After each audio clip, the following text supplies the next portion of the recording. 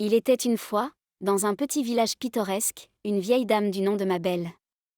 Mabel était une âme bienveillante, généreuse et aimante, qui avait toujours un sourire chaleureux pour tous ceux qu'elle croisait. Elle était connue pour ses talents culinaires exceptionnels, en particulier pour ses délicieux petits gâteaux faits maison. Chaque jour, Mabel se levait aux aurores et se mettait à l'œuvre dans sa petite cuisine. Elle pétrissait la pâte avec amour, ajoutait les ingrédients les uns après les autres, et laissait les arômes s'échapper du four pendant que les petits gâteaux doraient. Les parfums sucrés embaumaient toute la maison, créant une ambiance chaleureuse et réconfortante. Pourtant, malgré son talent et son dévouement à préparer ces délicieuses douceurs, il y avait une ombre qui planait sur le cœur de Mabel. La tristesse la tourmentait, car elle ne recevait la visite de personne depuis bien longtemps.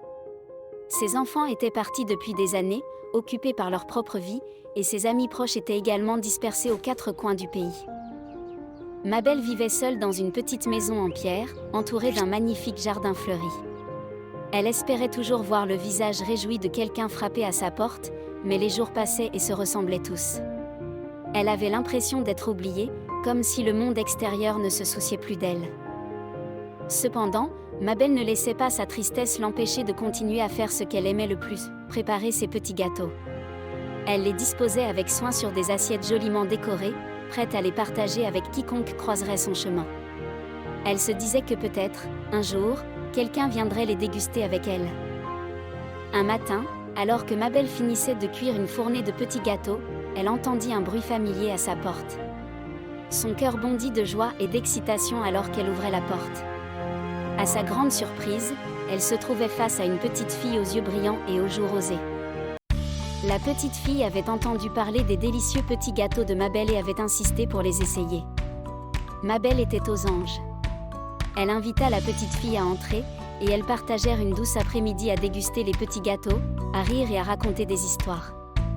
Le cœur de Mabel se remplissait de bonheur alors qu'elle réalisait que la visite de la petite fille lui apportait bien plus que de la compagnie.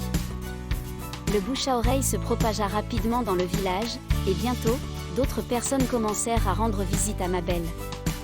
Des voisins curieux, des connaissances lointaines et même des inconnus venaient maintenant frapper à sa porte pour partager un moment de convivialité et de douceur.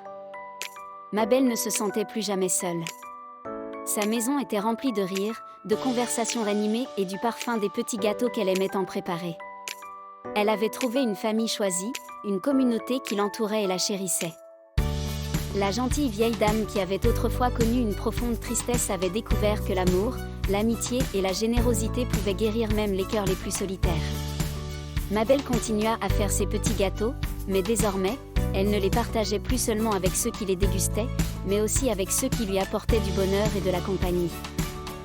Et ainsi, Mabel vécut le reste de sa vie entourée d'amour, sachant qu'elle avait donné un peu de bonheur à tous ceux qui avaient croisé son chemin. Sa cuisine débordait de joie, de douceur et de l'odeur envoûtante des petits gâteaux qui symbolisaient la gentillesse d'une vieille dame aimante et généreuse.